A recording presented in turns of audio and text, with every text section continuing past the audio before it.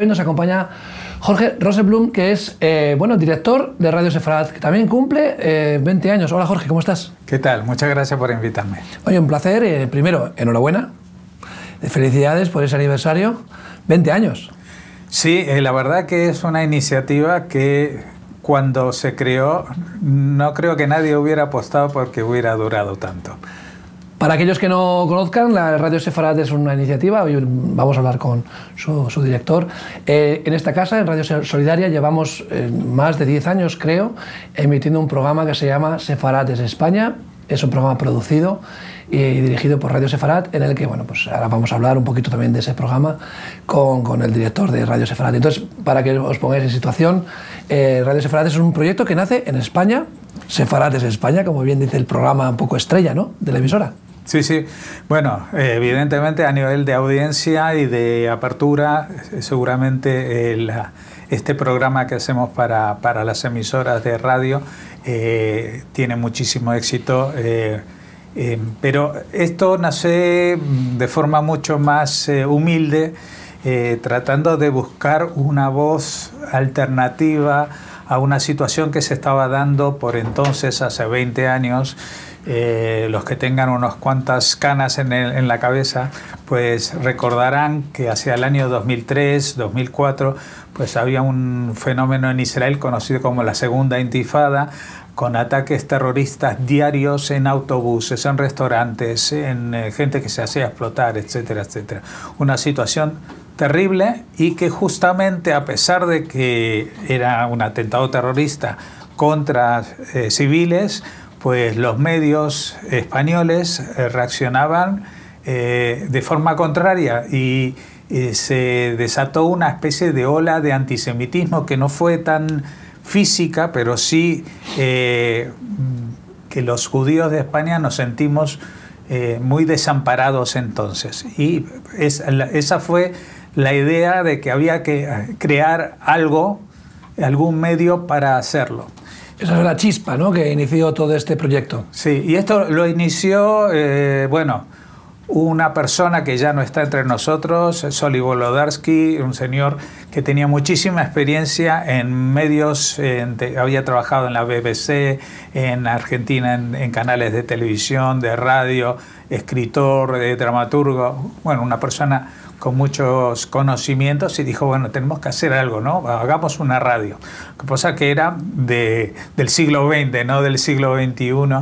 Y entonces, claro, lo fue a hablar con el presidente de las comunidades judías de España entonces, con Jacobo Israel Garzón, y le dijo, mira, montar una radio, pedir los permisos, la emisora, que esto que lo otro, está totalmente fuera de nuestro alcance. Pero el presidente estaba en una empresa de nuevas tecnologías, y en esa época Internet, estamos hablando del año 2003-2004, pues más o menos el 10% de los hogares solo tenían acceso a Internet de baja calidad en comparación al que hay ahora.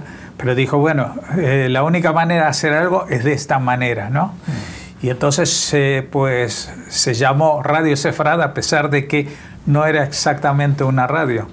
Y sin quererlo inventamos el podcast antes de que se inventara el nombre. Sí, bueno, el podcast no es nada nuevo, ¿no? No, exactamente. Se ha puesto de moda, pero bueno. Lo que pasa es que nosotros, en vez de ser realmente un podcast, somos una plataforma de podcast temáticos, es decir, todos vinculados con el tema judío.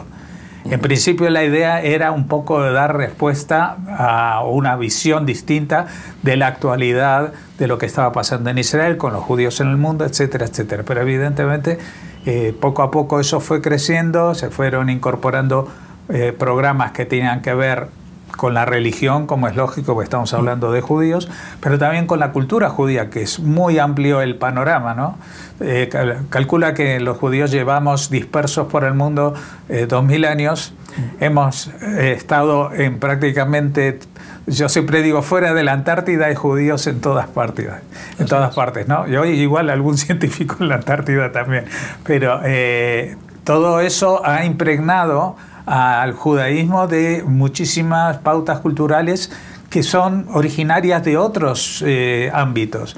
Es decir, si tú miras, por ejemplo, la música judía, pues puedes ver que hay músicas judías que suenan como el jazz, otras que suenan como el tango, otras que suenan como músicas orientales, etcétera, según de dónde son los creadores. Pero eso también llega a la literatura, a todas las formas de expresión, e incluso impregna la propia liturgia judía, porque eso es un fenómeno muy extraño que investigó a principios del siglo XX un gran musicólogo que se llama Idelson, que dijo, bueno, vamos a ver cómo rezan los judíos en los distintos países y en los distintos lados, porque estábamos a principios del siglo XX en Israel, había ya gente de todas partes del mundo. Entonces hizo grabaciones con los medios que tenía entonces y es muy extraña la situación de que en la Biblia los judíos tenemos unas pautas que son como una especie de partitura. Se llaman Ta'amei Mikra, que fueron establecidos en el siglo X por un grupo de estudiosos y sabios en Tiberías, en Israel. Son esos puntitos que acompañan... No son los puntitos de la vocalización. No, pero unos que aparte, unas anotaciones aparte, ¿no? Unas anotaciones aparte que están generalmente, en vez de por abajo, por encima del hebreo. Es la entonación que se da cuando se lee la parashá, o cuando en un bar mitzvah, o cuando se lee, recita la palabra, la Torah, se hace cantando, ¿verdad? Claro, pero el tema es que la partitura es la misma para todos, pero cada uno la canta distinto. Claro. Y este señor Idelson trató de buscar pautas comunes para reconstruir cómo hubiera sido el original. Pero estamos hablando del siglo X y cuando alguien recibía esta partitura y no sabía lo que era, pues ahí los yemenitas establecieron su propia interpretación, los de Rusia otra, los de aquí, los de allá, los de Sefarad, y cada uno mantuvo esa tradición, claro, de forma muy estricta, pero partiendo de un punto de vista independiente. Podemos hablar lo mismo de la gastronomía. O sea, hay una alimentación kosher, claramente, pero después hay una cantidad de aromas, sabores, especias que pueden ser muy diferentes en las culturas judías de todo el mundo, ¿no? Sí, sí, impregnada también bueno, pues primero del producto disponible en la zona, ¿no? Y después del toque cultural, ¿no? De cada comunidad judía, ¿no? Claro, no, mira, yo justamente cuando hablo de gastronomía, yo provengo de una familia de origen ashkenazí, como se denomina, que son los que estaban en el este de Europa, en Polonia, Lituania, Rusia, Ucrania. En esa zona había una zona llamada de confinamiento, es decir, mientras estuvo el imperio zarista, pues los judíos estaban obligados a no salirse de ahí. Algunos tenían permisos especiales, pero la mayoría de la gente vivía ahí. Vivían entre ellos muchas veces sin mucho contacto con el mundo exterior. Y claro, eran países o zonas donde había muchos productos que no existían. Entonces, en la comida típica judía ashkenazí, yo siempre digo que es una gastronomía underground, porque es todas cosas que crecen bajo tierra. Cuando hace mucho frío y no hay sol, claro, pues está el rábano, la patata, la cebolla, todo lo que crece bajo tierra, con eso hacían la comida. En cambio, los judíos sefardíes que vienen del Mediterráneo tienen muchísimas más cosas y la verdad que cuando les haces probar comida ashkenazí, dicen, pero esto no tiene gusto a nada. Es verdad, incluso en Israel, ¿no? Cuando vas a Israel y ves, ¿no? Y además, por ejemplo, el hummus, que no es un producto típico hebreo, pero es algo que se come todos los días, igual que el falafel, porque está dentro de la cultura mediterránea de la zona, ¿no? Aunque venga del Líbano, aunque venga de aquí y de allá, yo he probado en Abu Ghosh el mejor hummus que he comido en mi vida, ¿no? Y es una zona árabe, ¿verdad? Y sin embargo muchos judíos van a comer allí porque es el mejor hummus que puedes encontrar, claro, en Israel, ¿no? ¿Cómo nos compartimos y enriquecemos culturalmente? Los judíos están en España de hace miles de años. No sabríamos decirnos cuánto tiempo, ¿no? No, pero están desde mucho más de lo que la gente se piensa. Eso quiero destacar. Porque fíjate que los chicos y todos nosotros hemos estudiado en la escuela de que el nombre España, por ejemplo, proviene de los romanos, llamaron esto Hispania, ¿no? Sí, eso es lo que nos cuentan. Sí. Eso es lo que nos cuentan, vale. ¿Y de dónde viene el nombre Hispania? Porque eso lo inventaron los romanos. Pues no. Antes que los romanos, allí llegaron expediciones que hacían los fenicios, que vivían muy cerca de lo que es la tierra de Israel, más o menos lo que hoy es el Líbano, y eran grandes navegantes y se movían por el Mediterráneo, incluso más allá, con mucha soltura, y se dedicaban al comercio, pero establecieron colonias conjuntas con gente que eran de Israel, que ellos eran los que se quedaban en esas colonias, hacían comercio con los habitantes locales y luego, pues cuando llegaban los barcos fenicios, los cogían y los vendían en otros destinos, ¿no? Y resulta que para la lengua hebrea y la lengua fenicia son muy cercanas, son lenguas semíticas. Y en ambas lenguas se utiliza una expresión que es Ishfanim. De ahí viene el nombre de España. ¿Qué significa Ishfanim? Quiere decir isla o archipiélago en este caso. Conjunto de islas o, no, sí, o península. Península, porque se pensaban, pasado Francia, de que lo que era la península española era como una isla. La isla de los conejos. Ah, ¿verdad? Sí. En algún momento, cuando desembarcaron, se ve que se vieron en una tierra donde aparecían muchos conejos y la llamaron la isla de los conejos o la península de los conejos. Y de ahí viene el nombre de España. O sea que es un nombre muy antiguo. Tú seguramente habrás oído hablar, porque también lo mencionabas, el nombre de Sefarad. Pero Sefarad es un nombre que está vinculado con la Biblia. Muy laxamente. Sí, hay un par de textos nada más en toda la Biblia, sí. Una sola mención. Una sola vez, eso Una es. sola mención en el libro más corto de la Biblia, en el profeta Abdías, que menciona que en el occidente más lejano, pues hay una tierra llamada Sefarad, donde están, bueno... Sí, habla también proféticamente de que esos habitantes de Sefarad poblarán el Negev, o sea, hay una especie de retorno.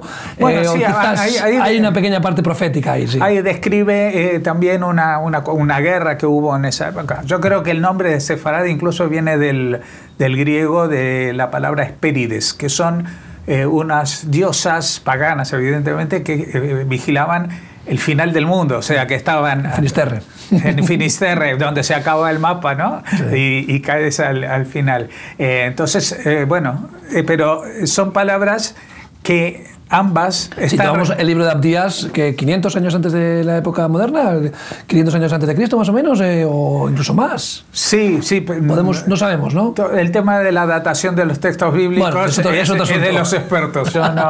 Pero bueno, que estamos hablando de siglos, ¿no? Antes de la época romana, ¿no? Y cómo la cultura judía en España es una realidad. No tenemos que irnos igual tan lejos, pero tenemos historia reciente, bien documentada. Se habla mucho de las tres culturas en España. Toledo es una ciudad donde pues, hay una herencia judía enorme, pero por toda España. Yo soy de Vitoria. En Vitoria el Judizmendi, ¿no? Que es el monte de los judíos, donde todavía queda un cementerio. O el Montjuïc, en Barcelona. Montjuïc, que es de Barcelona, el monte de los judíos, y así en tantos lugares que queda aquí en Alcalá de Henares, muy cerquita de acá, todavía queda ahí un pequeño resto de la judería, ¿no? Y, o sea, España estaba impregnada de comunidades judías por todo el mapa, ¿verdad? Sí, sí, bueno, hasta la fecha de la expulsión, en 1492, la presencia judía no era mayoritaria, pero sí era común en todo el territorio. Durante la época de los romanos no hubo ningún problema porque los romanos eran paganos y admitían otras religiones, etcétera, etcétera. Pero cuando llegaron los godos y los visigodos, pues ahí puedes ver una alternancia, porque también sabes que los hijos mataban a los padres, se convertían en reyes y venía su hijo y lo mataba. O sea que, y cada vez que cambiaba el rey, uno hacía leyes contra los judíos y al siguiente las ponía de vuelta, porque si no la economía local se veía afectada. Pero hubo una transformación cuando llegaron los musulmanes, invadieron la península, porque ellos ya conocían a los judíos de haber conquistado Tierra Santa, y generalmente también la inspiración religiosa musulmana tenía más conocimiento de los judíos. Y entonces, bueno, establecieron al mismo nivel a los judíos y a los cristianos respecto a los impuestos, etcétera, etcétera. Y bueno, eso para los judíos fue una época de esplendor. Es decir, que podían dedicarse a otras cosas y entonces... Hombre, ahí tenemos grandes figuras de la filosofía, de la literatura, incluso científicos, médicos, muy famosos, ¿no? En esa época, digamos, dorada de la Edad Media, ¿no? Claro, sí, sí, sí. Y eso siguió así en esos primeros siglos, especialmente hasta más o menos el año 1000 y pico, porque, digamos, la mejor época fue cuando estaba el califato en Córdoba, que era una dinastía omeya que era muy abierta hacia los judíos, pero después ahí ya la cosa se descalabró y los judíos emigraron a la zona de los reinos cristianos, en los cuales pues no tenían tantísima libertad, pero seguían trabajando y moviéndose libremente hasta el fatídico tiempo de 1492, en el cual pues evidentemente no todos los judíos salieron de España. Eso es. Veníamos de una huida de toda Europa. O sea, hay quien reclama a España ser el único que expulsó a los judíos. Es mentira. No, no. Reino Unido, Inglaterra expulsó a los judíos. Francia, Alemania, el norte de Europa expulsó a los judíos. Portugal expulsó a los judíos muy poquito tiempo después de por un compromiso matrimonial, ¿eh? Eso es, fíjate. Porque el sucesor de los reyes católicos, la sucesora, se había casado con el sucesor de Portugal y bueno, los reyes católicos supusieron que como condición que ellos también tenían que expulsar a los judíos. Aunque los judíos huyeron, muchos, como tú has dicho, se quedaron. Los llamados cristianos nuevos, que eran aquellos moriscos o aquellos musulmanes y judíos que se convertían al cristianismo, aunque muchos lo hacían por salvar sus vidas, la cultura judía quedó bastante clara en España y luego hay muchas costumbres que se fueron transmitiendo de tapadillo, pero se fue diluyendo a lo largo de los siglos y ahora, en el último siglo, pues ha habido un renacer, ¿no?, de la comunidad judía en España y en Portugal, ¿verdad? Fíjate que desde el punto de vista legal no se abolió la Inquisición y la expulsión de los judíos hasta hace muy poco tiempo, no más de un siglo. Entonces, bueno, la revolución de 1850 y pico, no me acuerdo exactamente, la revolución liberal ya aplazó algunos decretos. Llegaron muy poquitos judíos al principio, pero ya cuando se conquista el norte de Marruecos, en la zona que luego sería el protectorado, pues los judíos de pronto salen a recibir a los españoles y les hablan en una especie de español antiguo y los españoles dicen, pero ¿quiénes son estas personas? Fíjate que el judeo español, o el ladino, que es el que se le menciona, todavía se habla. Sí, sí. Yo he encontrado ancianos en Israel que mantienen el judeo español y es increíble, ¿no? Es el romance, un idioma pues increíblemente parecido al castellano actual, ¿verdad? Sí, sí, sí. Lo que pasa es que tiene incluso cosas que han desaparecido de la actualidad, que son arcaísmos del español que se han conservado en esa lengua, que desgraciadamente cada vez hay menos personas que la hablan como idioma materno, aunque hay mucha gente que va a hacer cursos para mantener viva la lengua, ¿no? Mantener viva la lengua, la cultura. Hay aquellos que no conozcan, porque tú hablas con una soltura, Jorge, porque te estás muy empapado, pero muchas personas que están escuchando este programa no conocen. El hebreo es un idioma que, aunque es bíblico, podría ser demasiado moderno, porque se rescató para la vida actual. Se hablaba yiddish, se hablaba ladino, o sea, en las comunidades judías de que estamos hablando, tanto asquenazíes como sefardíes, que huyeron de tierra de Israel o que se esparcieron por el mundo, no hablaban el hebreo fuera de la sinagoga, ¿verdad? Exacto, el hebreo era un idioma litúrgico, es un poco equiparable a lo que pasaba con el latín en el mundo cristiano, que ya no lo hablaba la gente porque hablaban lenguas romances, pero se mantenía en ese círculo, ¿no? Lo que pasa es que cuando surge la idea o la necesidad, más bien a finales del siglo XIX, de establecer volver a establecer un lugar para los judíos, porque ya la persecución era insoportable en prácticamente todo el mundo. En Rusia había pogromos constantes, incluso en la ilustrada Europa vemos el caso Dreyfus en Francia, en Inglaterra, en Alemania, todos los países tenían problemas los judíos y pues se reedita la idea de volver a tener un país y claro, al principio dice, bueno, ¿en qué vamos a hablar? ¿Cómo nos vamos a comunicar? Porque hay judíos que hablan en yiddish, pero hay muchos judíos que no hablan en yiddish. ¿Y qué vamos a hacer? Y entonces lo lógico era hablar en esa lengua, pero era una lengua que había quedado no muerta, pero sí inutilizada más de 2000 años. Porque fíjate que en la época de Jesús se hablaba arameo, ¿no? Se hablaba arameo, que ya era una lengua romance de la época del hebreo. O sea, era como un hebreo, pero ya tergiversado o pronunciado de otra manera. Incluso hay muchos textos religiosos judíos como el Talmud que están escritos en arameo y no en hebreo. El hebreo era la lengua de la Biblia.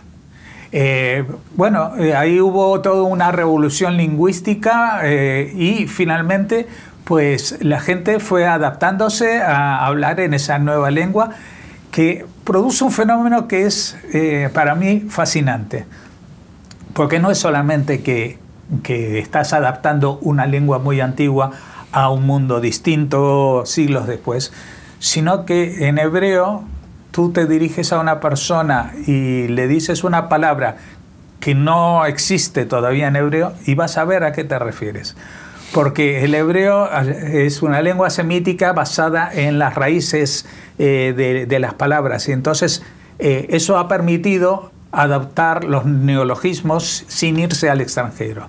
Sí, sin importar palabras de otros idiomas al hebreo. Claro, por ejemplo, tren. Evidentemente en la Biblia no había trenes, pero utilizando una palabra que es medio de transporte, rejev, que se usaba para las carrozas y para esto, pues dándole un pequeño giro a la palabra, utilizando esas mismas letras, pues se llega a la palabra tren, se llega a otras tantísimas palabras. Y esto también yo creo que impacta a la forma de pensar de la gente. O sea, desde luego. Cuando uno... Porque en español tenemos un diccionario enorme de 30.000 palabras con muchos sinónimos, palabras que no tienen ninguna relación entre ellas pero que significan lo mismo.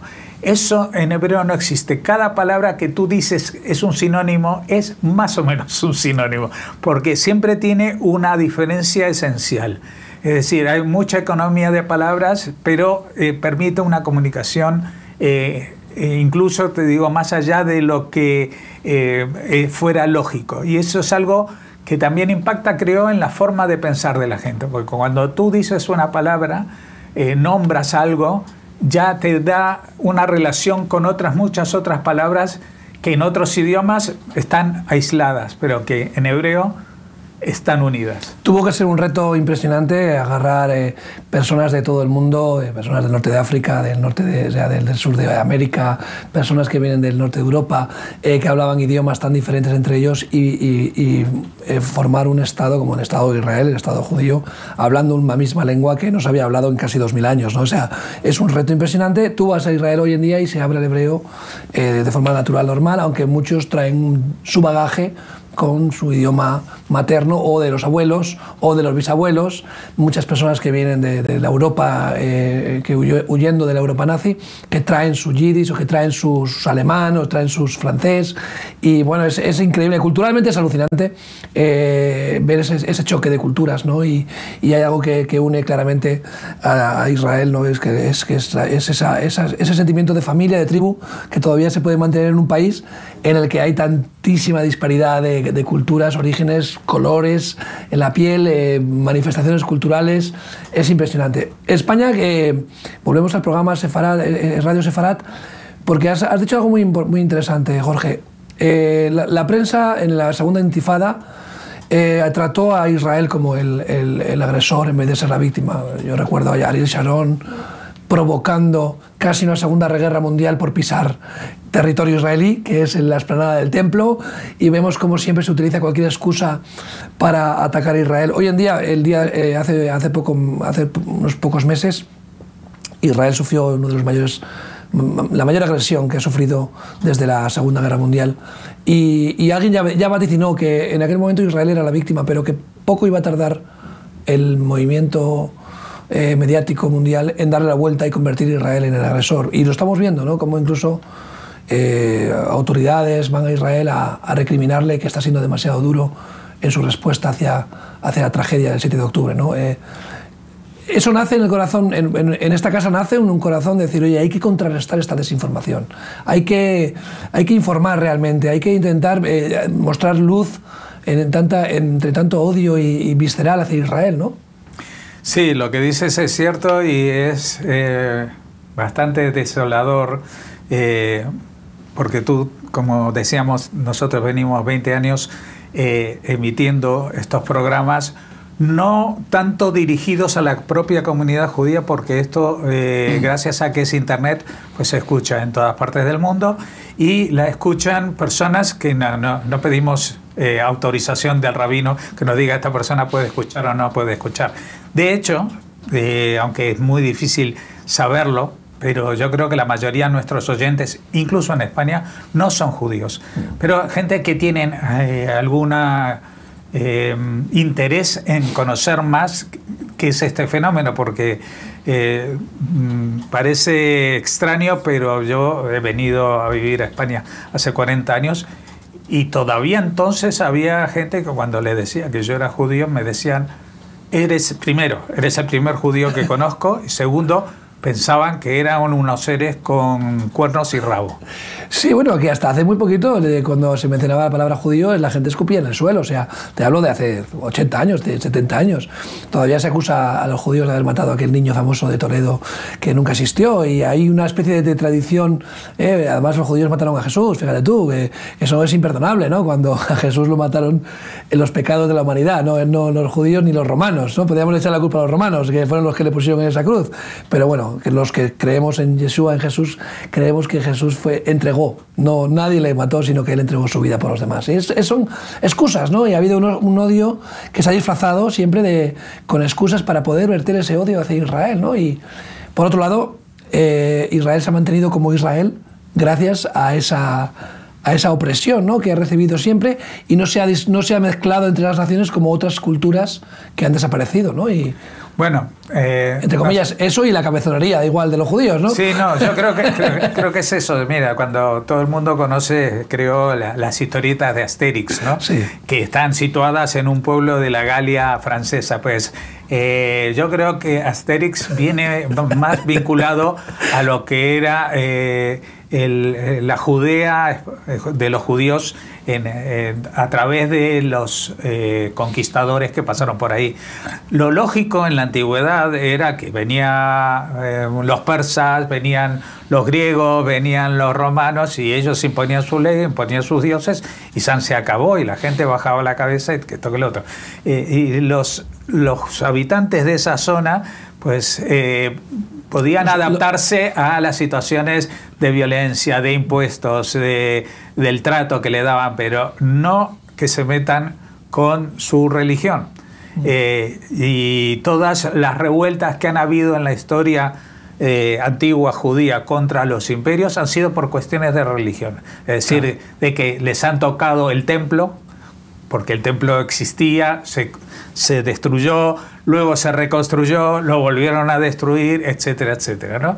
Y han pasado por ahí muchas culturas antiguas, y bueno, un ejercicio que solemos hacer los judíos para reconfortarnos cuando nos sentimos atacados es recordar todos los grandes imperios que pasaron y que ya no existen. Es como el consuelo, uno se tiene que consolar de alguna manera. Claro, entonces, ¿dónde están aquellos romanos antiguos? No están ni los griegos, ni los persas, ni los, no sé, los babilonios, etcétera, etcétera. Todos esos grandes potencias, incluso el Egipto antiguo no tiene nada que ver con lo que es el Egipto actual, ¿no? En cambio, en los judíos sí hay una continuidad. Y esa continuidad se da como un fenómeno que también a mucha gente le resulta extraño, porque todo el mundo piensa que los judíos se consideran como una especie de raza, que solamente ellos, ¿no? Y la verdad es que nada más lejos de la realidad. Tú has mencionado que has estado de visita en Israel, tú vas por la calle y vas a ver judíos negros altos que vienen de Etiopía, judíos bajitos, blancos como la leche, que son de Polonia o de Rusia, hablando en inglés, hablando en francés, con facciones raciales totalmente distintas, con ojos achinados o no. Y lo que te está hablando eso es de que los judíos no son ni nunca se han considerado una raza. Incluso desde el relato bíblico, si tú crees a pie juntilla lo que está escrito sobre el origen de los judíos, ves que era un pastor, Abraham, que tenía esclavos en esa época, y bueno, y los esclavos no eran todos familiares suyos, y todos se convirtieron al judaísmo, y después de ahí incluso salió el mundo islámico, ¿no? Con Ismael y Agar, etcétera, etcétera, pero nunca los judíos han reclamado un origen étnico. Eso es, porque no estamos hablando... Y además, cuando se dice judíos, hoy en día se habla de judíos como los descendientes de Abraham o de Jacob, ¿no? Porque no podemos decir de la tribu de Judá, porque supuestamente tenemos tribus perdidas, y se habla de judíos de todos los descendientes, también de la tribu de Leví, pero no se generaliza, ¿no? Pero evidentemente no hay un interés racista, que se le ha acusado mucho al Estado de Israel de ser un Estado racista. Se le ha llamado el pueblo del libro. Yo creo que el nexo es el libro, es la Torá, evidentemente, el Tanaj, con los profetas y los libros más románticos, digamos, o lo más históricos también. El pueblo del libro, que donde han encontrado comunidades judías perdidas, has hablado de los etíopes, encontraron, ¿verdad?, comunidades judías perdidas en África, que mantenían costumbres hebreas, aún y todo, después de estar desconectados del resto de los pueblos judíos durante siglos, ¿verdad? Es más, cuando algunos de ellos fueron trasladados a Israel en los años 80 del siglo XX, cuando llegaban, de pronto decían, queremos ir a ver el templo de Jerusalén. Claro. Y la gran decepción es que le decían, hace 2000 años que fue destruido. Y se quedaban, no sabían que eso había pasado. Pero el tema de la variedad de judíos es inabordable. Es algo que realmente, por ejemplo, a nosotros nos inspira, justamente en Radio Sefarad, para tener un abanico de temas que es enorme. Yo, por ejemplo, que me he dedicado durante muchos años a la música, siempre cuando hablo del tema de la música judía me preguntan, ¿cómo es la música judía? Pues tenés la música religiosa. Dentro de la música religiosa tienes 25 estilos distintos, por lo que habíamos dicho que cada uno recibió la misma partitura pero la leyó distinta, y a partir de ahí los judíos han vivido en tantísimos países que todo su quehacer, no solamente religioso, pues es muy variado. No solamente tienen lenguas distintas, tienen formas distintas de interpretar muchas cosas, pero tienen en común muchas otras cosas, que son no solamente el tema de una religión, que evidentemente determina y pauta el estilo de vida, sino que también la situación en la que ellos están, porque han sido extranjeros durante muchos siglos y han tenido que soportar persecuciones, discriminaciones, etcétera, etcétera. Que esto se supone que tenía que acabar con el Estado de Israel, pero evidentemente la realidad nos dice de que no es nada sencillo volver a ocupar el sitio que tenías antes. Así es. La música, la gastronomía, el arte, la ciencia, un pueblo pequeño como es Israel, o el pueblo judío, que actualmente puede suponer un 0,02% de la población mundial. 15 millones y pico. 15 millones, alguno más, que seguro que alguno que no lo sabe, pero... Y todavía no se ha recuperado lo que había antes del Holocausto. Todavía no se ha llegado al nivel de gente que había antes del exterminio nazi. Después de la Segunda Guerra Mundial, que se perdió prácticamente la mitad de la población judía. Una tercera parte. Una tercera parte. Vemos que un pequeño pueblo que representa tan poquita parte de la humanidad acumula una cantidad grande una serie de premios Nobel de todo tipo, sobre todo científicos, matemáticos y demás, donde en las esferas del arte es impresionante. Vemos como las esferas de la música también, cómo el judío destaca. Donde ha ido siempre va destacando, quizás eso también produzca recelo, produzca envidia, produzca rechazo, y luego se mantiene fiel a las tradiciones, que es lo que hemos destacado aquí. En todos los lugares donde los judíos han ido han mantenido sus tradiciones, la Biblia, y eso ha producido también un efecto quizás de rechazo. Hace unas décadas se aprobó esta ley de retorno voluntario a España, Sefarat, se aprobó esa opción para tener nacionalidad española a los judíos que podían demostrar después de 500 años que eran españoles o de origen sefardí. Curiosamente venían algunos con la llave de sus casas. Ha habido algún caso, ¿verdad? Sí. A Toledo, recuperando una tradición que no se olvidó a España, el sefardí, nunca se olvidó. No, fíjate que siguieron hablando algo muy parecido al español durante 500 años. Es decir, sí, pero muchos estaban en Sudamérica, ¿no? Muchos huyeron al norte de África, pero también algunos a Hispanoamérica, ¿no? Sí, pero los que mantuvieron, perdón. Tienes agua si quieres. Los que mantuvieron las tradiciones eran gente que vivían en países no de habla hispana, por ejemplo en el Imperio Otomano. Entonces esos eran los sefardíes, la mayoría o en países de habla árabe. Entre ellos se hablaba en la casa, no se consideraba una lengua culta, pero sí que les servía para algo más, que era para hacer negocios. Esto es como cuando tú vas incluso hoy en día a Marruecos y estás discutiendo por el precio en el zoco, pues entre ellos están hablando en árabe para que no entiendas y te dicen, bueno, también aquí seguramente muchos utilizaban el judío español para negociar, ¿no? Pero era un idioma que se hablaba en los hogares. Y el vínculo con España nunca se había roto ni en la tradición del lenguaje ni en la gastronomía. Es decir, que se iban a países que estaban muy lejos, pero que más o menos mantenían un clima similar, porque en el Imperio Otomano también estaban más o menos en la misma latitud y en el norte de África, y bueno, entonces tenían acceso básicamente a los mismos elementos para la gastronomía y se conservó eso, ¿no?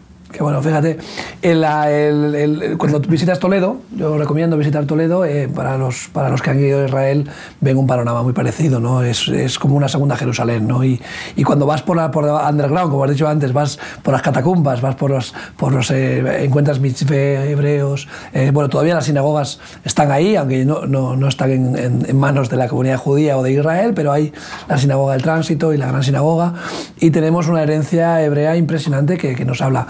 Yo te animo, Jorge, a que no dejéis esta labor de seguir reivindicando que Sefarat es España, que España tiene una gran herencia hebrea y judía, que no nos olvidemos que Israel es un estado amigo, que está al otro lado del Mediterráneo, que te sorprende la cantidad de cosas que nos unen como pueblos.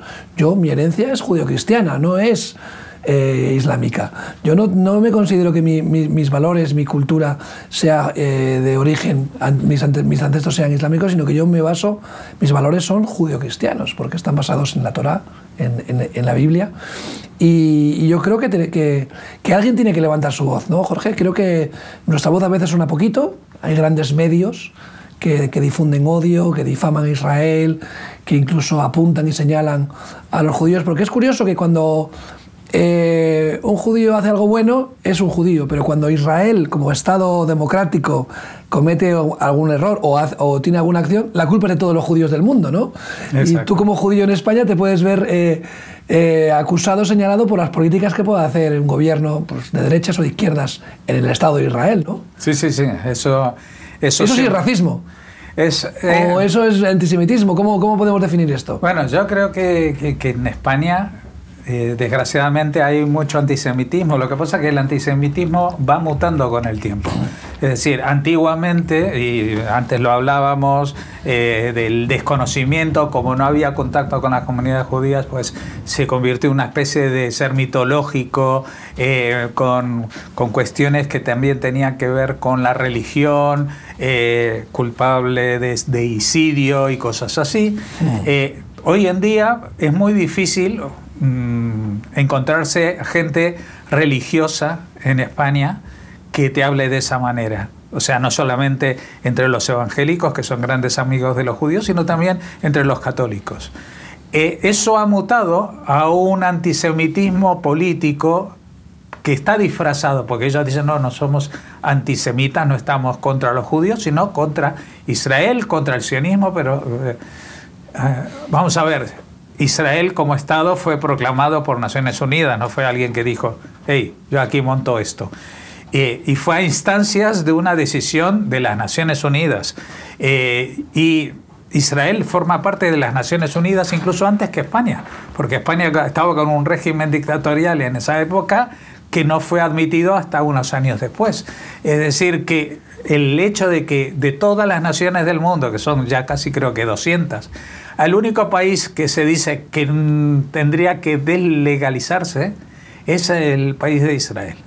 Es una cuestión que evidentemente es infumable para los israelíes, pero también para los judíos, y yo creo que para la gente de bien de cualquier lugar del mundo que han visto y saben qué es Israel, y que Israel no es solamente una creación artificial por el problema del holocausto que hubo.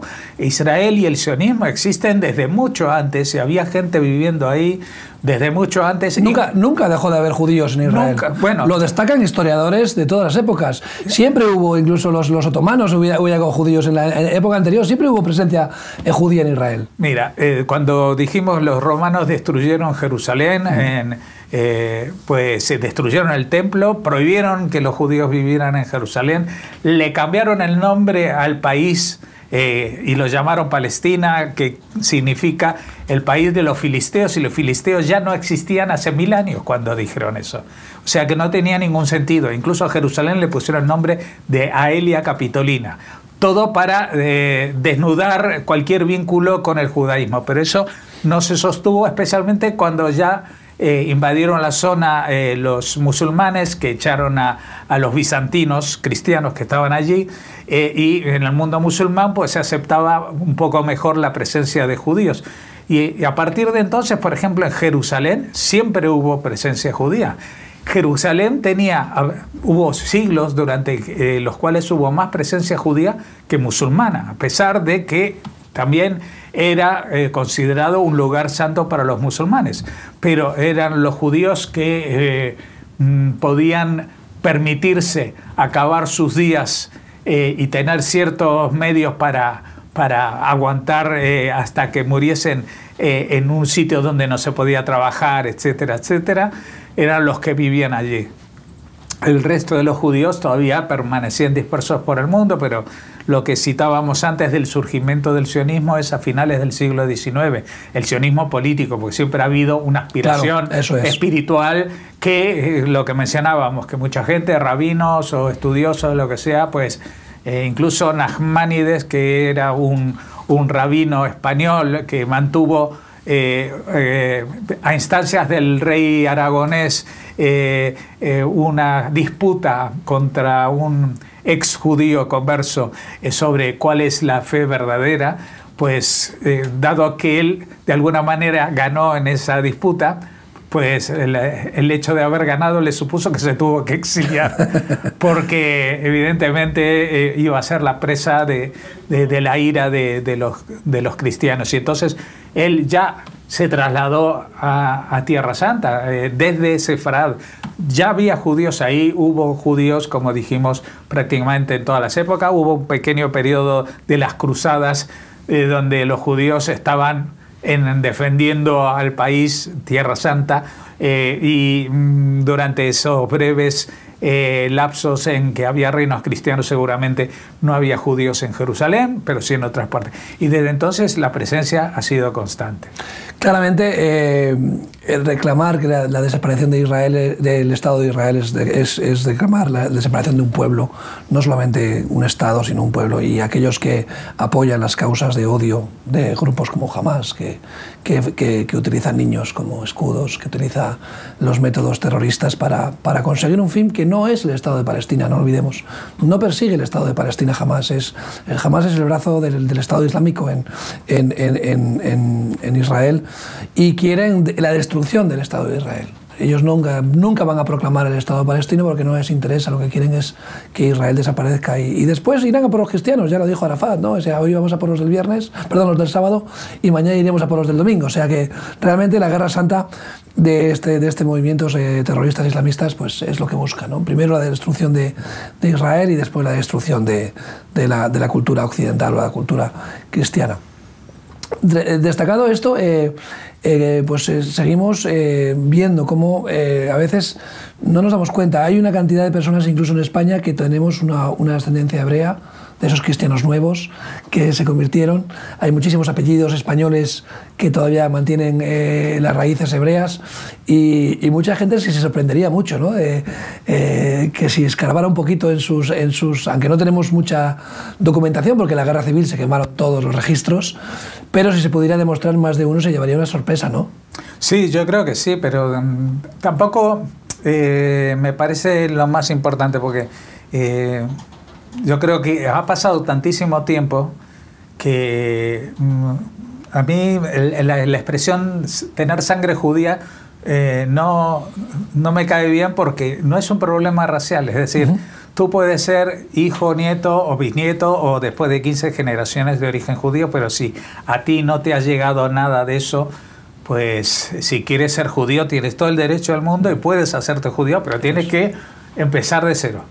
Tienes que empezar de cero. Hay algunos que empezarán del 1 o del 2 porque ya se han acercado, porque saben, porque lo que sea. Y el acercamiento al judaísmo no es un proceso sencillo, pero no es porque los judíos, algunos lo interpretan como que somos elitistas, sino que es, sorprendentemente, es para proteger al que se quiera convertir. Porque durante muchos siglos el judaísmo no exigía ese tipo de conversiones. Es más, durante los primeros siglos del Imperio Romano, antes de la adopción definitiva del cristianismo como religión oficial, había muchos conversos al judaísmo. Había gente por cuestiones espirituales. Por ejemplo, la hermana de Nerón se había convertido al judaísmo. No sé exactamente cuál era su motivación, pero fíjate un ejemplo. Si tú eras trabajador o esclavo, entre comillas, como era en la antigüedad, de un judío, pues si eras judío no ibas a trabajar los sábados. Entonces, me imagino que algunos se lo pensarían. Alguna motivación, ¿no? Alguna motivación, dice, mira, oye... No, y claramente, digamos que el espíritu del rabinato actual o de los últimos siglos no es expansionista, no hay una intención de, ¿cómo se llama? Proselitismo, no me salía la palabra, ¿no? Pero sin embargo, a mí, bajo mi punto de vista, se esconde algo que es la Torá, que es la palabra de Dios, que es el libro, que quizás no es tanto la religión, pero sí el libro de los libros que habría que destacar y habría que sacar a relucir más a menudo, ¿no? Yo creo que es importante dar el valor que tiene lo que hemos dicho antes, al pueblo del libro, porque contiene las instrucciones de Dios para su pueblo y para las naciones, porque a veces creemos que solamente es para el pueblo de Dios, sino que también es para todas las naciones, ¿no? Y yo creo que hay que destacar eso. Muchas de nuestras costumbres occidentales, las leyes de las grandes constituciones del mundo están basadas en los principios bíblicos, ¿no? Claro. Del respeto a la propiedad, del respeto al ser humano, a los animales, incluso ahora que está tan de moda el tema del animalismo, ¿verdad? Ya la Torá especifica que los animales también tienen que descansar en Shabbat, que tienen que ser sacrificados de una manera sin sufrimiento. O sea, hay muchas cosas que hoy en día la damos por hecho, pero que tienen una ascendencia bíblica y tremenda, ¿no? Sí, sí, sí. Está impregnada nuestra vida de cosas que están en la Biblia, ¿verdad? Claro, esto es lo que conocemos como la cultura occidental, se basa en esos principios. Es decir, no es que los judíos hayan construido Grecia, Roma y todo eso, ¿no? No. Nada que ver. Pero lo que digo es que los principios que finalmente se impusieron sobre, por ejemplo, el paganismo de griegos y romanos con sus dioses para cada ocasión, pues han quedado desplazados en Europa, en América, en muchos sitios, en lo que se conoce como cultura occidental, justamente por esta forma de ver y percibir lo que es la vida, el destino de la vida, etcétera, desde esa perspectiva. Y lo que tú mencionabas, ¿no? De que las constituciones, que es el corazón mismo de lo que podríamos llamar la cultura occidental, porque uno puede decir, bueno, hay pintores muy buenos en Oriente o músicos muy buenos, pero el pensamiento occidental de las libertades, de los derechos y todo eso, eso aparece ya en la Biblia, que es un texto muy antiguo y que incluso seguramente también se apoya en algún otro texto previo, como el Código de Hammurabi, que establecía algunas cuestiones que tienen que ver con la justicia también, no tanto con el tema religioso, pero sí que para los judíos lo de la religión es algo que tiene que ver mucho más con el tema de la justicia que en las otras religiones, porque esa es la base, es decir, Dios, el Dios de los judíos, puede parecer muy cruel, pero siempre establece el tema de la justicia, ¿no? La justicia y la misericordia, porque es constante, ¿no? en el Nuevo Testamento, en el Antiguo Testamento, en el primer pacto, en el libro de la Tanaj. Estamos con Jorge Rosenblanc hablando del Día Mundial de la Radio y del 20 aniversario de Radio Sefarad. Jorge, 20 años. ¿Qué tenemos por delante? ¿Cuáles son los proyectos que tenéis? Bueno, mira, los judíos cuando cumplimos años nos deseamos hasta los 120, o sea que esperamos estar 100 años más, seguramente no con exactamente el mismo formato, porque nuestro formato actual también ha ido evolucionando. Evidentemente nacimos con esta característica tecnológica que te señalé, que ya no era una radio para emitir por antena, sino a través de Internet. Y esto nos ha impuesto una serie de condiciones de ir muy pegados y evolucionando de acuerdo a como las herramientas de que disponemos, ¿no? Esto nos ha permitido no solamente llegar a públicos dispersos por todas partes, sino también a que la radio esté hecha por gente en muchas partes.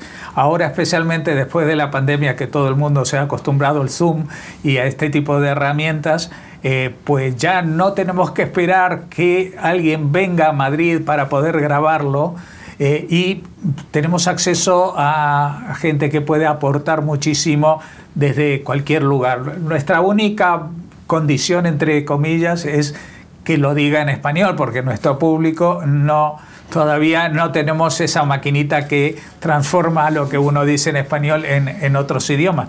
Igual algún día todo llegará, pero de momento tenemos como prioritario el tema de la cultura judía y del mundo judío en español. Nosotros siempre hemos tenido como lema la voz judía en la red, pero yo en este 20 aniversario he lanzado una nueva definición de que la Radio Sefarad es una especie de testimonio oral de la vida de los judíos en España. Porque no es solamente que uno se entera de lo que son las noticias, sino lo más interesante para alguien que en el futuro pudiera investigarlo es cómo nosotros veíamos las noticias de hoy en día, que entonces ya serán historia, desde nuestra perspectiva como judíos viviendo en España. Las noticias y también lo que es la cultura, lo que son los libros, las películas, etcétera, etcétera. Todo lo que conforma la vida judía en España, porque parte de esa vida judía en España hoy en día es cómo miramos también a ese pasado judío al que tú señalabas, ¿no? Es decir, cómo nosotros nos reivindicamos como, de alguna manera, herederos de Sefarad, incluso cuando, como en mi caso, pues mis padres vivieron cientos de años en Polonia, que no sé si antes de eso igual algunos vivieron en Sefarad, se fueron y en vez de irse a Turquía se fueron más para arriba, porque el mundo judío está lleno de éxodos, no solamente los bíblicos, sino también los contemporáneos. Esto nos ha llevado a los judíos a tener desventajas, pero también ventajas si tú le sacas partido a eso. Yo mismo nací en Argentina, estuve viviendo en Israel y en España, con lo cual no solamente que tengo 3 pasaportes, sino que tengo una visión prácticamente, es como cuando tú sacas una fotografía en 3 dimensiones. que no solamente ves el primer plano, sino también ves la parte de atrás y la del costado. Yo cuando era niño escuchaba en las noticias lo que pasaba, y cuando de pronto salí de Argentina me he dado cuenta que en los otros países no hablaban todo el tiempo de Argentina, como es lógico, ¿no? Tú sales de España y si te vas a vivir a otro país... Todos los argentinos creen que Argentina es el centro del mundo. Pero eso por cómo se hacen las noticias aquí. Pero, con mucho cariño a los argentinos. Claro, pero que justamente esto también te da una perspectiva distinta del mundo. No es una migración forzada en general, no son impuestas solamente por la miseria, muchas veces también por cuestiones que tienen que ver con la violencia. Hablábamos de la Shoah, de la Segunda Guerra Mundial, pues muchos de los que quisieron volver a su casa en Polonia pues se encontraban que sus casas estaban ocupadas por otras porque los perseguían, ¿no? Y dijeron, bueno, ¿a dónde vamos a ir? Y bueno, y finalmente en ese momento tenían una opción, que era Israel. Años antes no había ninguna otra opción. Tenían que bajar la cabeza, volver al vecino que se había quedado con su casa y punto. Y sí, final. Algunos lo mataban incluso. Claro. Eso es. Entonces, esto nos ha dado una perspectiva distinta de muchas cosas. Entre otras, por ejemplo, que a pesar de que los judíos tenemos fama de que nos interesa la economía y que manejamos no sé qué fortunas en el mundo, que es la misma proporción que manejan que hay millonarios árabes o millonarios cristianos o lo que sea. Pero el judío en algún momento, en algún lugar de su corazón, sabe que tiene que estar preparado para dejarlo todo. Es decir, de que las posesiones materiales de este mundo no son tan portátiles. Ligeros de equipaje. Y bueno, eso le preguntaron una vez a un músico judío, ¿no? Que por qué tocaba el violín, ¿no? Y decía que no se imaginaba a un judío saltando por la ventana con un piano en la espalda, ¿no? Claro. Y decía, un instrumento ligero me lo puedo llevar y salir corriendo en cualquier circunstancia. Jorge, pues gracias por este programa. Se nos ha quedado corto. Seguramente que te invitemos para que vengas otro día y sigamos hablando de cultura judía, de la importancia del pueblo judío en España y en las naciones. Pues yo encantado, y seguramente también desde Radio Sefarad estaremos encantados. Recuérdame la web de Radio Sefarad. Bueno, la www.radiosefarad, todo junto, con D, al final, radiosefarad.com. Muy bien, pues radiosefarad.com. Ahí podréis escuchar programas como Sefarad en España, que también se emite en esta casa, aquí en Radio Solidaria. Y os dejamos en la mejor compañía, aquí, en esta casa. Hasta pronto.